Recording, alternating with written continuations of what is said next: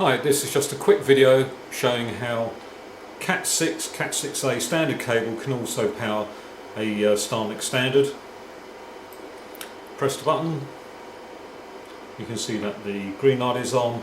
It's powering the Standard, obviously powering the MikroTik as well. Now normally we'd use a shielded Cat6, Cat6a cable with a grommet on. Goes in this way into the Starlink Standard, and you can see that's the grooves here, acts as a sill to prevent water ingress and other nasty weather-borne particles. That's it, thank you very much.